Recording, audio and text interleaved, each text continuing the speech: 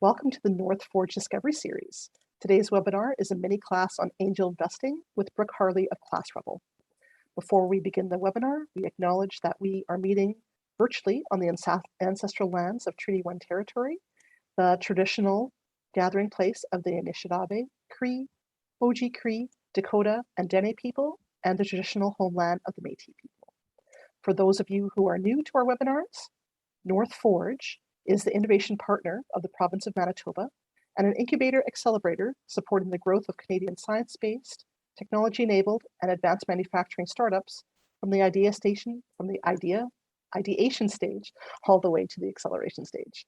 We fuel Manitoba's innovation economy, providing entrepreneurs with industry-leading mentors, award-winning growth coaches, and rockstar subject matter experts, and our new 4-stage North Forge Founders Program. North Forge also has North America's largest nonprofit publicly accessible fabrication lab, located in the Exchange District right here in downtown Winnipeg, where businesses have developed over 7,500 prototypes using more than $3 million of our precision advanced manufacturing equipment since 2011. The North Forge Discovery Series is our free events that we host in conjunction with the promotion of our Founders Program. If you do have a business idea that you'd like to find out more about our Founders Program, please visit our website or reach out to our Program and Communications Manager, Krista Kowalik. I'll place her contact info and our website in the chat.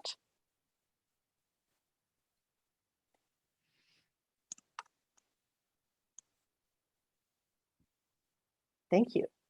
Okay, we also have a special offer for our North Forge founders. There is a 4-day ClassRebel intensive angel investing course. It's over 4 days. They're 2 hours each day. That's starting on Monday, November 15th to the 18th via Zoom. And that is free for our founders. We'll send out more information to our founders after the event of how to take advantage of this opportunity.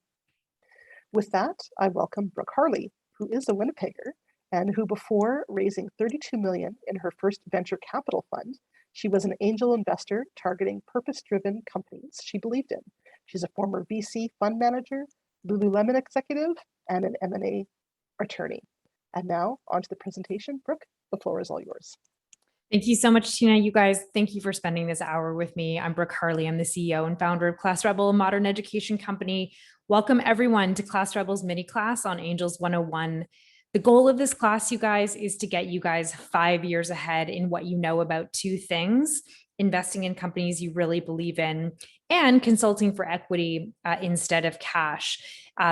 It's interesting, angel investing, you usually think about risking your capital, but you can actually consult for equity and just risk your time. It's a nice entryway into what is a fairly risky asset class, but never boring. And like I think you heard Gloria say, there's multiple reasons why people are getting involved in angel investing. So welcome to the class. And just to reiterate what Tina said, this mini class is pulled out from our 8-hour class, and it's going live next week. So hopefully you'll join us there, but we'll just be able to move you guys 5 years ahead, I think, just today. And so a word on ClassRebel, we're a modern education company. Our mission is education as a public good, available and affordable to all. I think Tina said a lot about my background. Winnipegger, originally trained as an M&A attorney, was an executive at Lululemon, consulting, reporting to the CFO. And on my way in there, into Lululemon, I negotiated a lot of stock options. And the reason why that's relevant is we got to talk about stock options today, because it's how you negotiate equity for consulting services instead of, using your cash to invest. So stock options are key. They definitely changed my life. They can change yours if you understand them.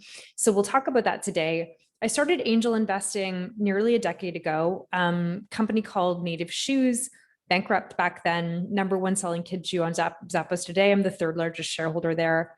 I've spent time on the board, left Lululemon, raised a $32 million fund, and then also left to start ClassRebel. And we received a term sheet from a New York VC in 2019. We're actually raising again. I share all that experience with you so that you know that I've seen angel investing from an angel's perspective, from a fund manager's perspective, and from a founder's perspective. And I think I can get you guys 5 years ahead just today in the hour that we have. How we do this, though, is we always like to keep this super interactive and use the experience that's in the room. So we heard from Gloria, who has started angel investing. We've heard from Kushbu, who is on the founder side. It's really common that we get founders in the angels class so they can hear, how angels are thinking. But I wanted to get one or two more introductions if you guys are open to it. If we have anyone that's actually invested in startups or consulted for equity, I'd love for you guys to one or two introduce yourselves. It helps other people learn. And then also maybe it's some experience that we can use when we teach this class. As we go, I'm going to be asking you guys a lot of questions to test the knowledge that's in the room. Let's pull it out. So I want to hand it over to you guys. Do we have one or two people that are willing to introduce themselves and share any experience they have with angel investing so far, or consulting for equity? And you just jump in with your voice. Do we have anyone willing to say hi and share some experience? Hey, everyone. Hi. I'll share my experience. Thank it's you. Mike Simpson with North Forge. So I wear a couple different hats, maybe 3 hats from the perspective of this. So I'm an EIR with North Forge, and so I'm really interested in learning more about angel investing so that I can help our entrepreneurs be successful.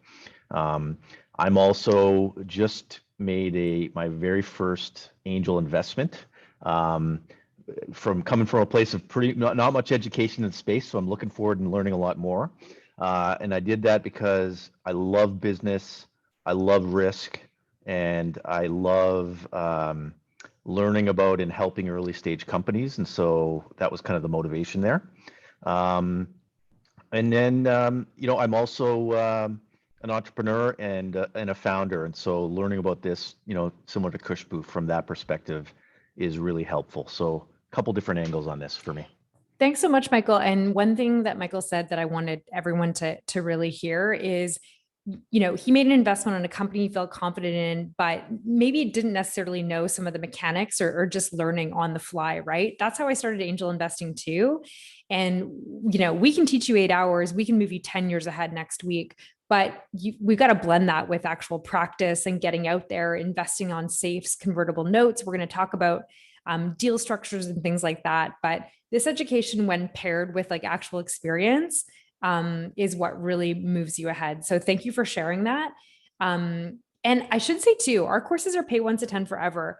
And what we often see is people come back every 6 months to redo the course, because as you get out there and you start investing, what you'll find is a lot more of what we say is going to resonate and make sense, because you're going to go see it yourself. Okay, thank you so much for that, Michael. Do we have anybody else here who has been angel investing or consulting for equity that's willing to say hi? Take one more. Anyone else? Okay. Hey, when have Winnipeggers ever been shy? Come on, everybody, somebody. That's okay. If we have no one else, we got Gloria, Kushbu, and Michael. That is enough experience to work with. So let's get started. 5 things to know to put you guys 5 years ahead. We're going to go through some basic concepts. You might have heard some of this jargon. Let's untangle it today. Know the road. We're going to look at a deal sequencing map. A map I wish someone had put together for me, because I had meetings raising my fund with people I hope I never see again, because I simply did not understand the basics. I was figuring it out on the fly, as you do, as Michael does, as I have. Taking equity for consulting work, 7 things that drive your financial outcome in angel investing, and then getting out. So just present to time. Okay, so we'll give this about another 45 minutes. Okay, so here's some basic concepts we need to know. And actually, let's move right to left. So if I asked you guys to explain to me, what is the main difference between an angel investor and a VC?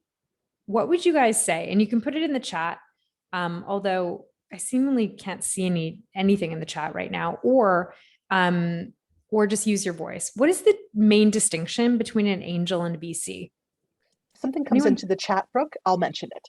Okay. Anyone know the difference between an angel and VC? Willing to take a crack at it? Okay, so an angel is someone who is investing their own money The worst that happens to them if they make bad investments is they lose their money. Whereas VCs, by definition, are managing other people's money. They go raise money from pension plans, from governments, from college endowments, and family offices, things like that. But they are professional money managers who have taken on the fiduciary duty of managing other people's money. So that's the main distinction between an angel and a VC firm. Sometimes what people guess is they're like, well, angels write smaller checks and VCs write bigger checks. That's often true. But that's not to say that a very wealthy angel cannot write the same size check as VCs. They often do. The main distinction between an angel and a VC is angels are just managing their own money. The only people they report to on their performance of their investments is themselves. Whereas VCs are professionals. And what that can mean for founders is they can often be more helpful because they have more at stake with these companies doing well, but they can be hurtful to founders' interests, especially when they take board seats and they develop an opinion that the founder is not being capital efficient, that the company has outgrown the founder's skill set, things like that. So they can be motivated a little bit differently as the investment is growing. Okay, so let's go back to private company versus public company. Let's distinguish. If you're an investor in a public company, can you guys share with me 2 investor protections that you're going to get, let's say when you invest in, like a Lululemon or a Canada Goose or an Uber or an Airbnb, all of which trade on exchange today? What 2 shareholder, investor protections are you going to get that you're not going to get when you invest in private startups? Anyone know? Oh, I can see some chatter. Perfect. Okay, perfect. Okay, so Michael is saying liquidity and he's basically saying liquidity and disclosure. Okay, so that's perfect. Those are the exact 2 things that I wanted you guys to hit. In a public company, a management team has to disclose not just to the company's investors, just not the Lululemon investors, but the entire public. They have to disclose their financial performance every single quarter. And by the way, if something happens mid-quarter that's going to impact the value of the company, then the management team has to disclose that mid-quarter to the investors, to the public. This happened at Lululemon with the whole see-through pants issue in 2013. We had to stop the market and disclose mid-quarter because we had to pull 60 million of product from our supply chain, which would affect, which is going to affect the sales, which affects the stock price. But in a private company, you guys, it's risk upon risk. Not only is this company that you love a startup and mostly just an idea, there's no disclosure. As a small angel writing smaller checks, you won't have the leverage to negotiate what's called information rights. You know who will have the leverage to negotiate information rights, which is like quarterly reports. It's going to be the VCs that are writing those big checks of like $1 million or more, typically. So as an angel, the mindset for you when it comes to risk is not just that this company is an early stage idea that has promise, right? But maybe not true traction today. It's also risky because you have no visibility into the company. You don't have information rights. Depending on what province you're in, you may at a minimum have a right to see, financials once a year, but you don't have any ongoing rights. You won't as an angel. So you have to get used to like, here's the money that you give to the startup, and you may not even hear from them for like 9 years because that's the typical hold period in an early stage startup. You are going to be with that startup for like 9 years on average.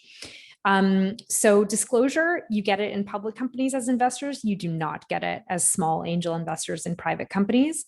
And the other one that Michael mentioned was liquidity, right? If you don't like the way that Canada Goose is going, right?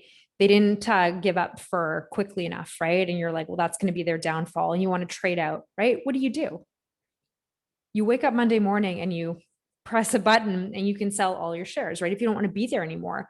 Alternatively, another situation might be like, hey, I've been invested in Canada Goose since the beginning. I've done really well. My stake is worth a lot. And I want to sell a little bit so that I can go recycle that money into more early stage startups, right? Liquidity offers an exit route, an escape hatch if you don't like the way the company's going, or it's been good to you and you want to take a little off the table. On the flip side, how long do you think, and I already mentioned it, but how long do you think on average you need to be prepared to have no liquidity in the companies you're invested in? Like absolutely no way to like cash out.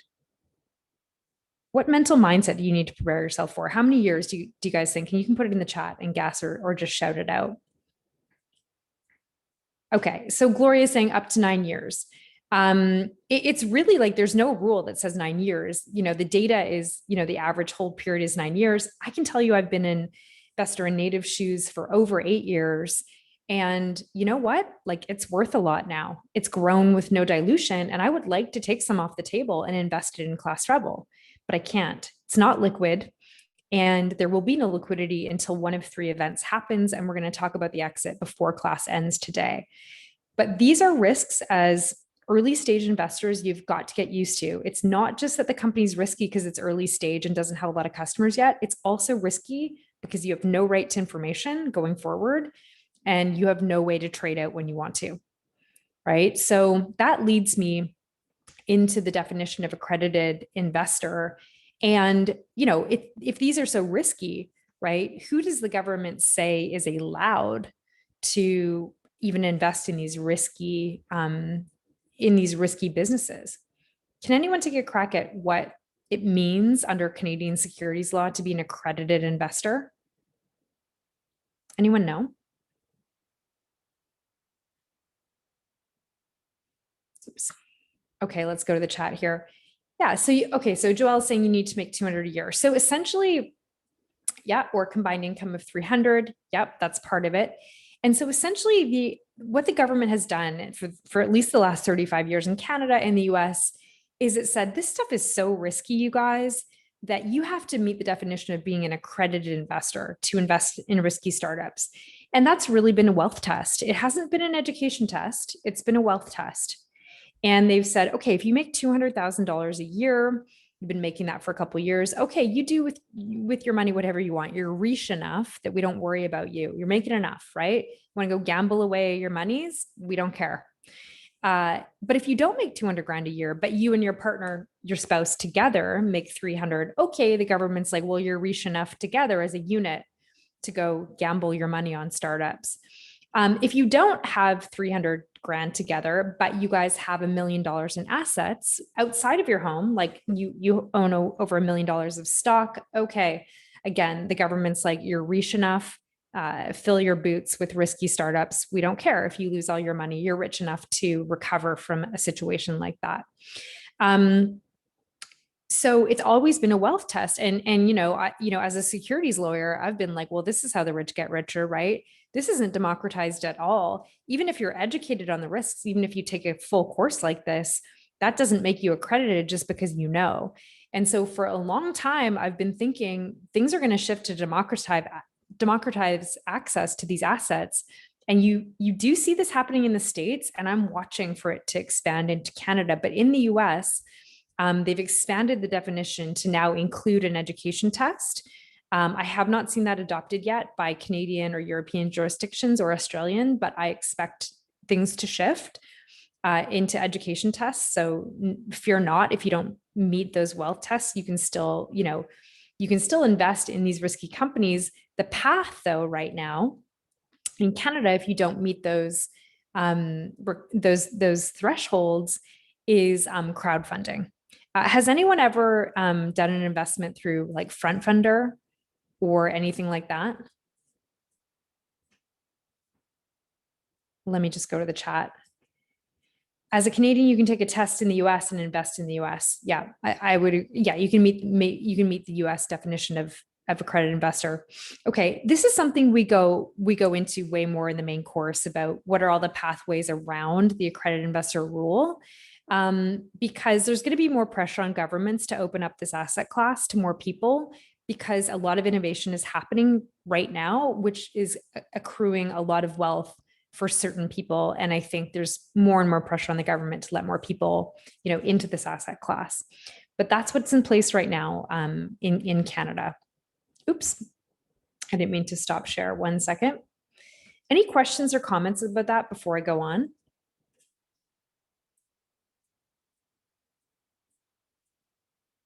Okay.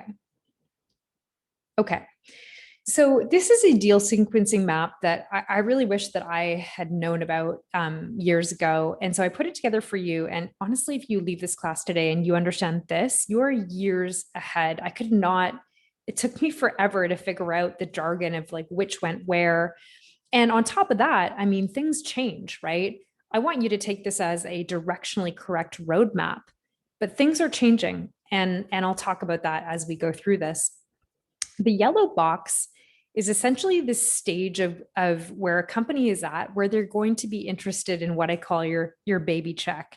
Okay. So you can start getting into these young startups for like, $2,000, $1,000. It typically, that amount of money is only going to be able to get into those companies in the pre-seed, seed, and Series A stages when the company is still really young and not a lot of investors believe in it. So this in the yellow is really your opportunity as an investor, but it's the earlier the stage, the higher the risk. So let's start by talking about what a seed series means, because pre-seed is a language over here that, in my 10 years of being around this, I only started hearing about 5 years ago. And so a seed series company, if you're going to invest in a company that you love and it's seed series, then what that typically means for that company is that it's either pre-revenue or beta stage revenue. It's really mostly an idea with a bit of testing involved. I would actually put ClassRebel in that category. We may have Google as a client, we may have Northforge as a client, but it's still very, very early days with just a couple of courses. Coming into this stage of a company as an investor is very high risk, potentially high reward, very high risk, potentially no reward. So you heard Gloria talk about risk. This is risky business for sure. One right investment can change your entire life. That's true. But even the most confident, arrogant VCs and angels, I've never heard them once say I didn't lose money in VC. Like everyone loses money to some degree in this category of investing. It's the nature of the beast because there's so much risk. So people don't put too much money in one place and they really diversify. So if you're coming at this stage, you're very high risk, very high reward. And usually the only people that show up to really fund the company at these early stages are family and friends and angels. You might see this, which is high net worth individual. Despite what the press would have you believe, you don't often see VCs show up in the seed stage. The press would have you believe otherwise, but what's most common truly is just founders cobbling together money from small checks from family and friends wherever they can, and VCs often not coming in till a later stage. So that's what's most common. And then typically, as the founder is cobbling together these small amounts, what you as an angel will be involved in is you'll probably invest in that company that you believe in. You're willing to take that high risk on in either a convertible note or a safe. In the main course, we have to dig deep into the details on 3 main deal structures. But in the earliest days as an angel, we've got to get you comfortable with the key deal terms of a convertible note and a safe. What is normal in these deals and what should you look for and what do you expect? Typically on a seed series, the founders could be cobbling together, 750 to $1 million, maybe 2.5 million. And it's typically on a convertible note or safe. The one exception to this, and it's an important one, is if a VC does fund the round at the seed stage, which, ClassRebel was offered a term sheet back in 2019 at the earliest stages by a VC. What we'll learn more about in the main class is that they won't invest in this deal structure. VCs will pull deal structure number 3 back to here. Okay, that's called the convertible Series A preferred share. We talk more about it, why that is, in class. So high level, the seed series is usually, 2.5 million. Oftentimes it's done on notes or safes. Oftentimes it is just family and friends. You are seeing more VCs come in, but it's not that common. A CVC, if you're wondering, is a corporate venture capital arm. So that's the seed series. Any questions there before I go on?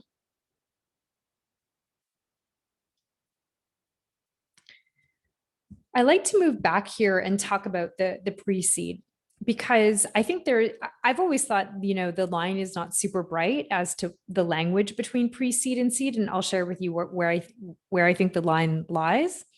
So a pre-seed company is also, pre-revenue or beta stage revenue, way less than 2 million a year, maybe a couple thousand a month, something like that. If you're coming in here, it's no different. High risk, high reward. Often the founder is just cobbling the money together on notes and safes. The distinction that I've seen between where people use the language pre-seed versus seed is the amount of money. And so, if a founder is just cobbling together, 300-400 grand to start, to maybe make the first product, do the first prototype, do a few experiments on the product, a couple $100 grand as like the first dollars in is usually called pre-seed. And those are small enough amounts that your VCs don't typically come into pre-seed because the check size is too small. They have money to move out the door. So typically this is just family and friends. To put some color on it, I received a term sheet in 2019 for ClassRebel, and I was calling it the seed series. We were targeting 2.5 million right in this band, and I was targeting a VC lead. So I used the seed language. Something felt off in the round. I stopped it and I did not take the money. COVID hit, changed my perspective on a few things, came right back to the market, and I closed the angel money that had been waiting to close. And because it was just $135,000 to start, I called it a pre-seed, but nothing else had changed. We were still pre-revenue, very early stage. I did it on a safe, but I didn't call it a seed anymore. I called it a pre-seed because it was just 135K. So, and definitely it was just angels at that point. That's too small amounts of money for VCs to come in.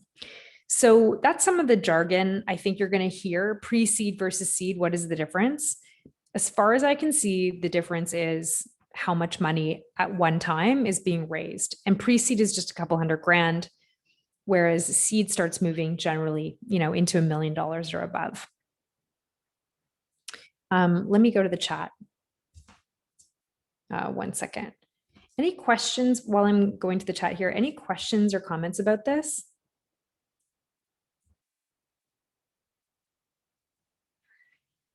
Okay, the Series A is typically where a lot more investors, angels and VCs become interested. Why? Because usually at that point, the company has, 2 to 7 million in revenue. Even if they don't have revenue, they might have a huge user base for their app or something like that. There's just some clear like monetizable markets there that give investors comfort. So a lot more investors will come in at the Series A because it's less risky. Typically, a VC will lead the round when a company has reached this level of revenue. So the VC will lead a round. And what we said before is they don't use these deal structures, deal structure 1 and 2. They lead with deal structure number 3. So as an angel investor, we have to get comfortable with all 3 deal structures. What are you going to see out there when you're angel investing? What's normal? What's customary? What's market? So that's what we're going to learn, these 3 deal types. And then typically the Series A round size is between 2 and 10 million. A 5 million Series A is very normal. But again, the press, it loves to report these like monster Series A, like 22 million raised on Chiefs Series A, things like that.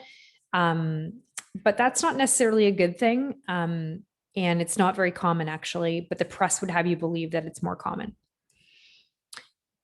as the company grows and has more revenue, more and more VCs are going to show up to fund it, and less angels, because your check size is not interesting anymore to them. If you had a particular network and expertise, maybe you can get in with a small check at this stage, but typically not. And then you just see this deal structure number 3, the convertible preferred share. Also, the slang is called priced round. We talk about more why that is in class.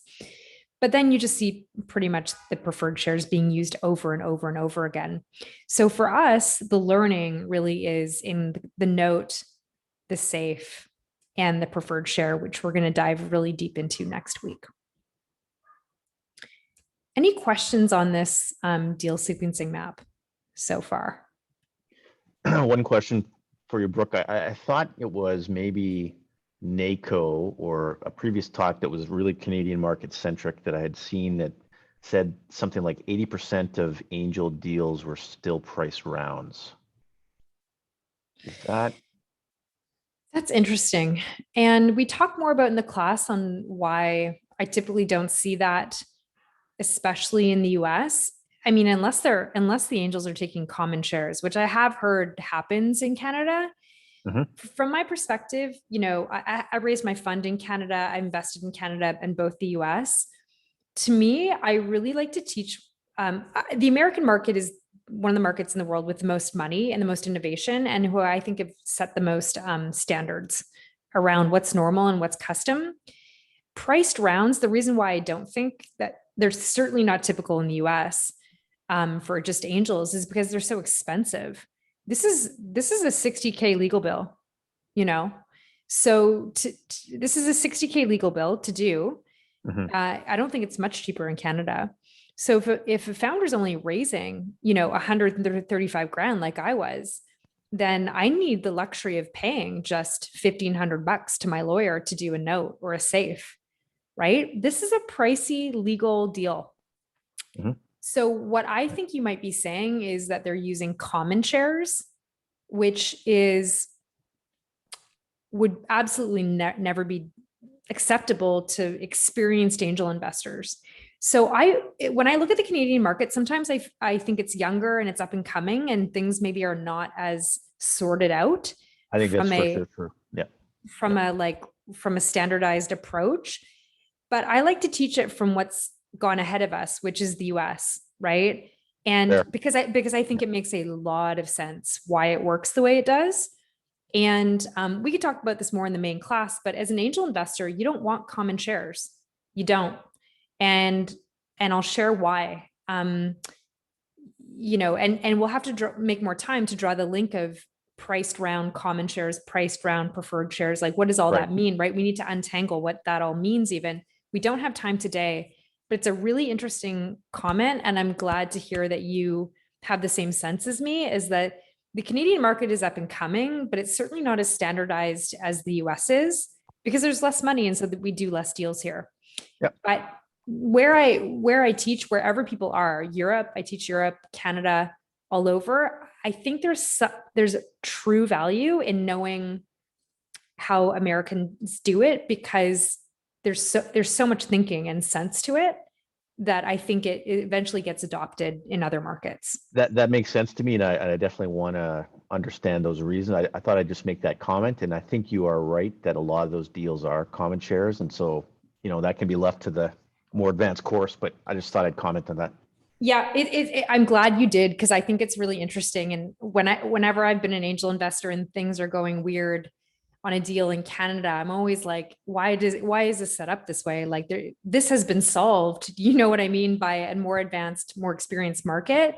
So I think it's important to talk about what's already been learned. And I think, as an angel, I think you should know like what's out there in the American market, because there's good reasons why, because they protect the angel's interests. Okay. There is a question from Kushbu. If we could touch on that for a second. She's asked, as more investors come in with the seed round, how does it affect equity of the angel investors that invested in the early stage? Yeah, typically that's dilution. Founders get diluted, early investors get diluted, and dilution by itself is not a bad thing at all. If the founders take on money, then everyone gets diluted, the founders, the early investors.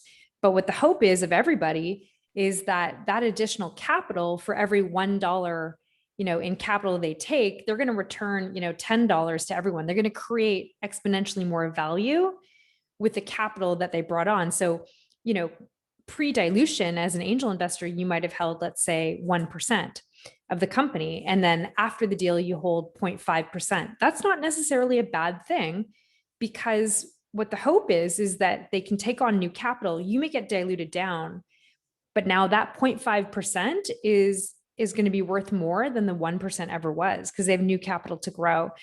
And that might sound like small percentages, and we'll talk about that more in the class, but I can tell you I did not own 0.000 nothing of Lululemon. And it was life-changing from a stock option point of view because of how valuable the company became. So dilution by itself is not necessarily like inherently bad. So I would want to disabuse people of that thinking. I'm present to time. And so I want to keep going, because I want to cover consulting for equity and a couple more things. So has anyone here in the room ever consulted for equity in a startup rather than taking cash? So I have. Live Kindly is still today it was a fast-growing startup. They were publishing news in the vegan plant-based space, sustainability, and they were getting a lot of reach really quickly. It was Jody Manel of Live Kindly, and so she needed some consulting work about raising money, structuring her deals, talking to VCs, and so I became this person that those investors didn't know was there, but I was helping her, and I just did it for no cash, just on equity in the company. Ultimately, the company was sold and I got paid out more than I would have been paid for if this had just been a cash exchange. So once you learn how to do this once, it's a skill you can execute on over and over and over again. And again, it can be life-changing to own, stocks of companies that get acquired or go public. Just for a couple of hours, that you might have put in to help them. So I want to go over some of the numbers, but there's a checklist on our site. You can get our checklist of negotiating your stock options. But there's going to be your consulting agreement. You're going to get a copy of the stock option plan. You're even going to get company board approval for the equity that's granted to you, because in case that grant becomes very, very valuable, you don't want an acquirer of the company to say something like, oh, those weren't validly issued. What they're really saying is, they don't want to acquire your stock because they're worth so much now. So we spend more time in this in the main class, but this is really your checklist of, getting it airtight. So when you're negotiating for equity instead of cash to a startup, you have all your paper in order. Should those stock options become very, very valuable. But let's take a look at a real life example. So do we have anyone on the phone that's negotiated equity comp? Anyone? Oh, let me just see the chat here. Okay. Okay, perfect. So if you want to consult to equity for a startup, you have a valuable skill. Let's say you know e-commerce really well. Let's say that you're a great financial forecaster. All of these skills are really needed in the early days. You're a digital marketer, etc. The best way that you can really open the conversation and get the founder leaning towards, equity for compensation is if, instead of saying, oh, I want 1% of the company for this work, the more palatable thing to a founder is if you break down the value of your work into a contract value. Does anyone know why that would be? From a founder's perspective, why does it feel more comfortable to me as the founder of ClassRebel if someone says, I'll do $25,000 worth of work for equity rather than I'll do this work and take 1% of your company? Why do you think this is like the best opener for creating this possibility for yourself? Anyone know? The reason that I think, oh, let me check the chat. It's numbers based. Yeah. The reason I think, this feels more palatable to me as a founder is that who knows what 1% of the company could be worth one day? That could be an outrageous sum of money for the couple of hours of consulting that you did. If we simply just identify what the contract value is, and I give you equity that's reflective of that cash value, that just feels more palatable. It feels more concrete. And I think that if you lead with, I want 1% of the company, that could be a dead on arrival conversation. Then you've missed a chance. So I would basically decide as step number one, decide what your hourly rate would be if you were charging in cash, roughly how many hours the contract will take to complete, and then simple math, convert that to a contract value. In this case, 25 grand, easy numbers. The second step is, how much do you want to take in cash versus equity? In this case, at 25 grand, you might say, well, I can forego that. I can take it 100% in equity. If this contract that you were going to give all on equity, no cash comp, was like $100,000, you might be like, well, I'm not taking that. I'm not going to forego that much. Like maybe I'll do 50-50. Like I'll take 50 grand and then, 50 grand in equity. So you got to make a decision for yourself, how much in equity you want to take. Let's say in this case, it's 25 grand. That feels palatable to us to be like, we don't need to be paid at all. Just give us $25,000, Brooke, of equity in ClassRebel. Okay, so let's say Mike is going to consult to ClassRebel and he's going to do a $25,000 contract. And we've aligned that that's the value of his contract. And so essentially now the step number 3 is, the question is, well, what is $25,000 equal to in stock options of ClassRebel? Because Mike is, as a consultant, is not just going to be given shares typically in a company, it's going to be in the form of stock options. So the question is, what is $25,000 worth of work equal to in stock options in ClassRebel? Mike cannot do that math on his own. What the founder is essentially doing is the founder is going to the VC lawyer and looking at, the current valuation of the common shares, the price per share. And essentially, this is a real case of what I did is I talked to my VC lawyer. We looked at the outstanding shares on the cap table, the common shares. We talked about what the price probably was for the company today. And we determined that, if the company is worth about 6 million today, then each share was worth about 56 cents, given how many were outstanding. Okay, so we with, the founder with their VC lawyer was like, okay, what do we think the company's worth today? What is the price per share? And then what we did was we essentially said, okay, well then 25 grand divided by 56 cents per share, that's the math right there, is about 44,643 stock options. So you as a consultant don't have visibility into this, but you can ask questions, right? Is 6 million reasonable valuation for a startup that's mostly just an idea today? It actually is reasonable. And we can talk about this more in the main class. I just want you to see high level the steps. It's really quite formulaic how you can step a founder through to get them comfortable with giving you stock options instead of you taking cash. At this point, Michael has 44,643 stock options. Okay, and we're going to talk about the mechanics and how they work. Does Michael show up on his first day of work at ClassRebel and I'm like, here's all 44,643 stock options. Here you go. You don't even have to prove yourself. Just here you are, have them. Does that happen?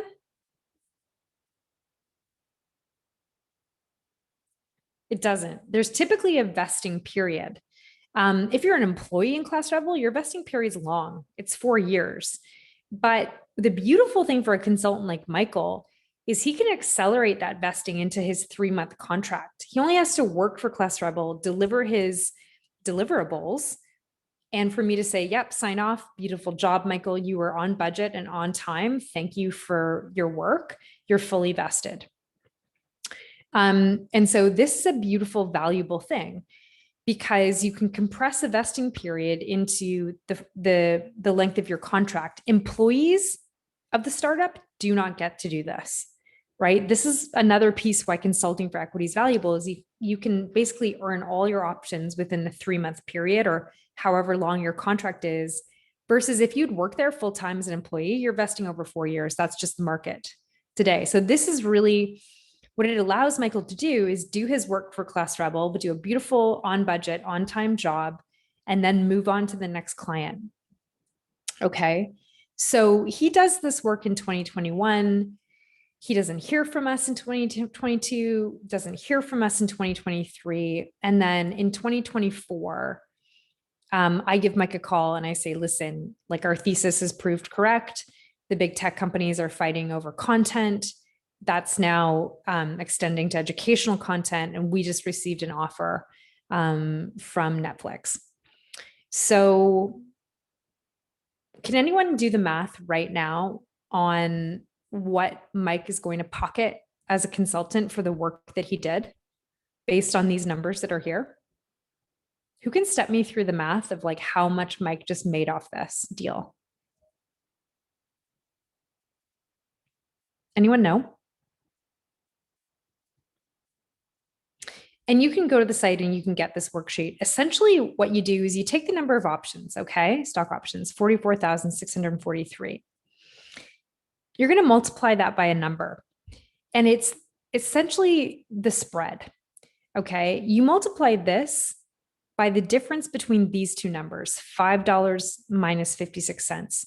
So the acquisition price minus the strike price is $4.44. So essentially, to calculate how much money Mike just made off this deal, we take his full number of stock options times the spread, right? We'll call this the spread. And that equals $200,000. Yeah, so Brent here was close, exactly. So that's the math. It's pretty simple, actually. And so what we can see here is Michael forewent 25,000 in cash, waited a couple years and pocketed 200 grand. But who's to say that's where it stops, right? Let's create a crazy scenario where now there's a bidding war and Spotify comes in he wants to acquire for 15, right? They're in the content wars as well. They're acquiring podcasts. Now they want to acquire live educational content. Okay. So they've bid up the price. I mean, this can be anything, right? So now the situation is Michael forewent 25 grand. And now a couple of years later, he was right about the company doing well, right? He had a conviction that he should consult for no cash because they're going to be successful. He'll take some equity. And now we're moving into like life-changing amounts of money. This is why people consult for equity. And it can be really lucrative, you know, on the upside, but also on the downside. What's the worst thing that happens? It's the worst thing that can happen to Mike here.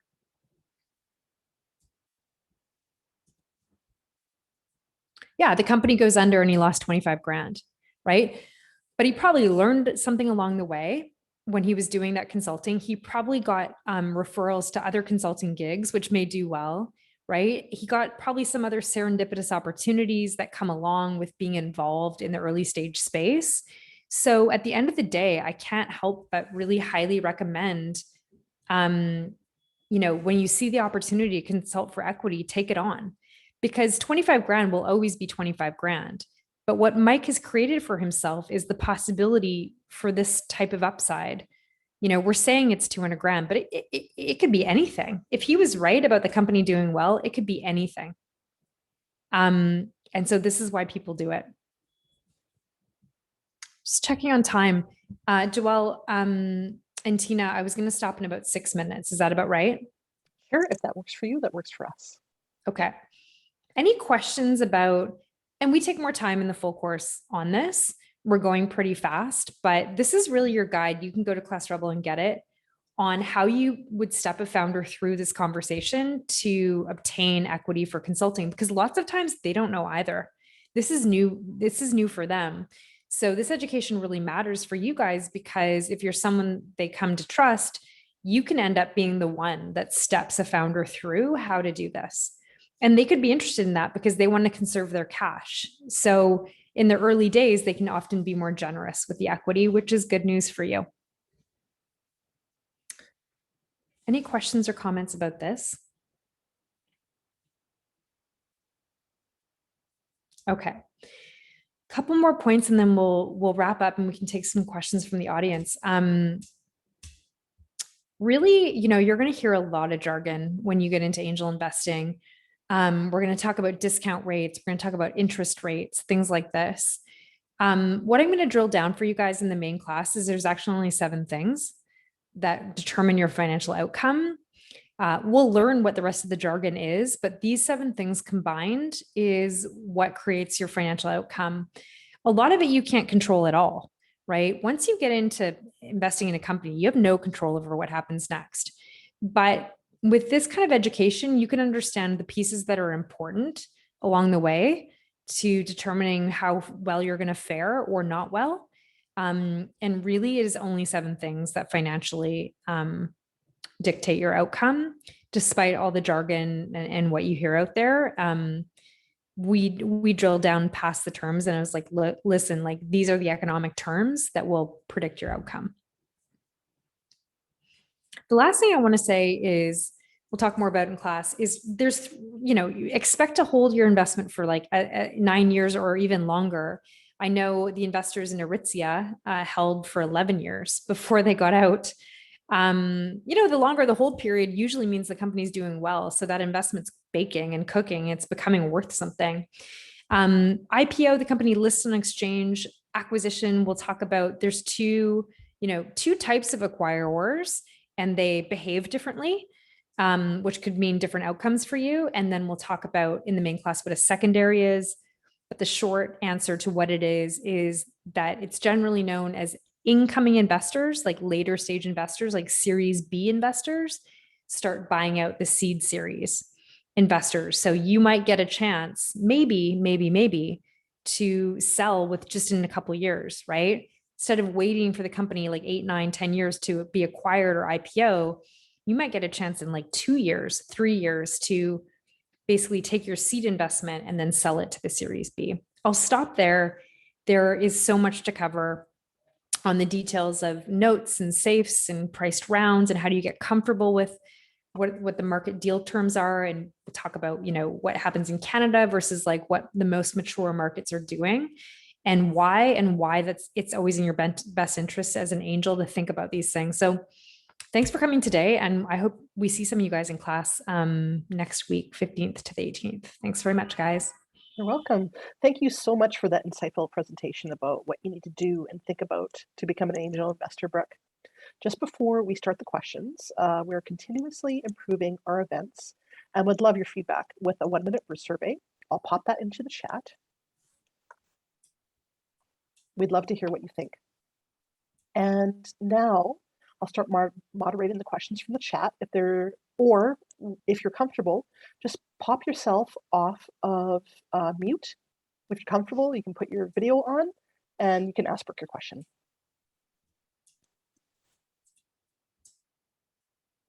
Any questions, guys? Oops.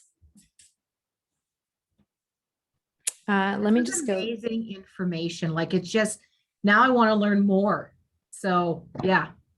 Thank you.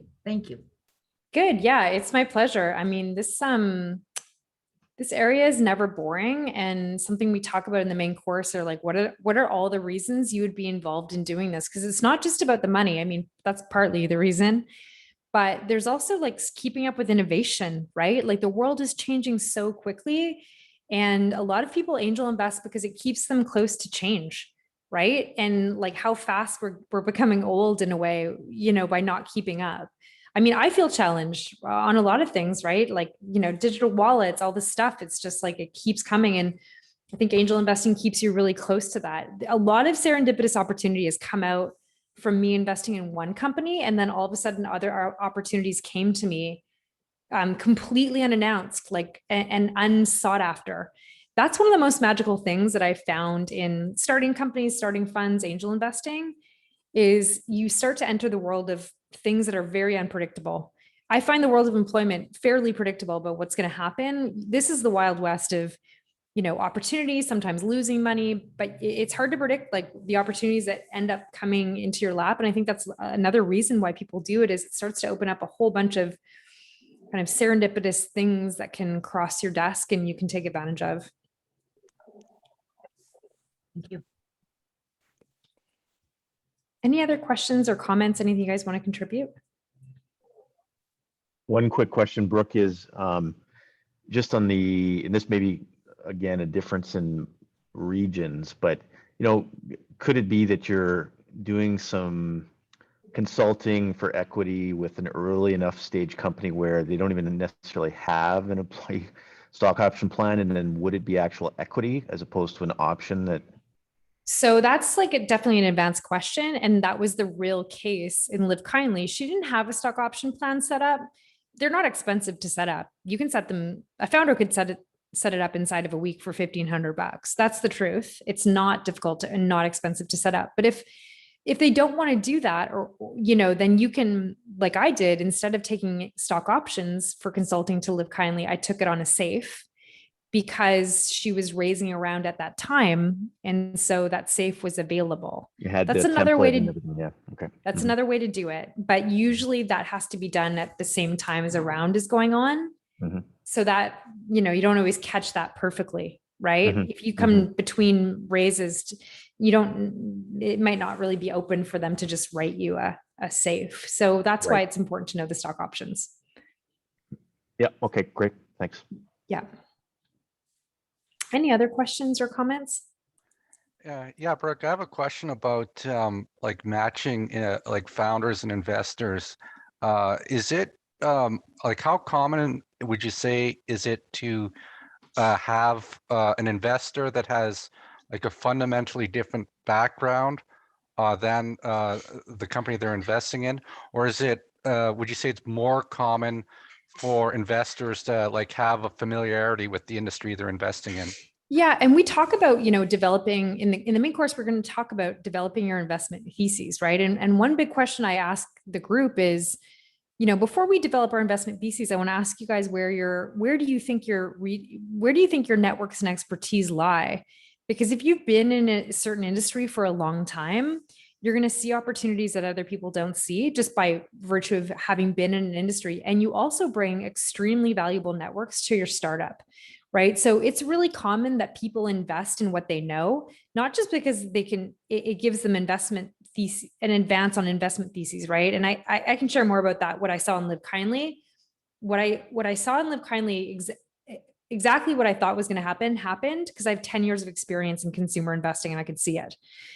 So I think there is a lot of value in, as an angel investor, really taking stock of where your personal professional expertise and networks lie, because your expertise will lead you to investment theses that end up being correct. And your networks will help you add shareholder value to the company really quickly. That's another fun thing about angel investing. If you really like coming from Lululemon, I can tell you that we were able to do things for, my funds investments, my personal investments that they couldn't do on their own because we came from such a well-respected company and had built massive networks.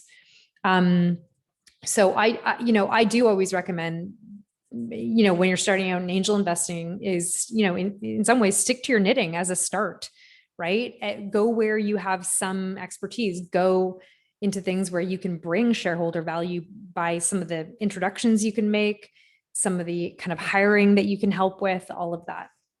Is that helpful? Yeah, great, thanks. Yeah, it's a really interesting part of the course because a lot of people want to, you want to invest in, well, I want to invest in anything that's good for the planet, right? As an investment thesis. And I certainly would never discourage that, but that could mean, clean energy. That could also mean, mushroom leather, or that could mean plant-based or lab-grown meats, right? Well, energy and materials science and food are all different industries that take years of learning, right, and understanding to know the positioning. So, I would never discourage anyone from having a thesis like that. However, just want you to recognize like where your skill sets lie, because you can use them to your advantage. You're going to see things other people don't see. Trust me, just by virtue of being in an industry for so long.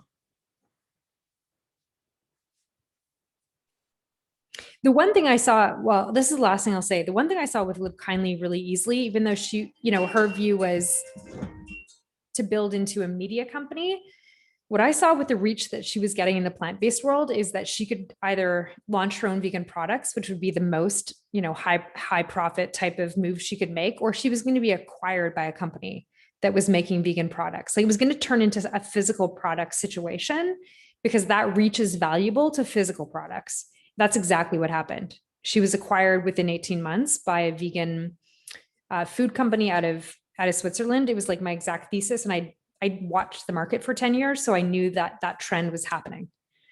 So you can use your experience in a market, in a profession to develop theses.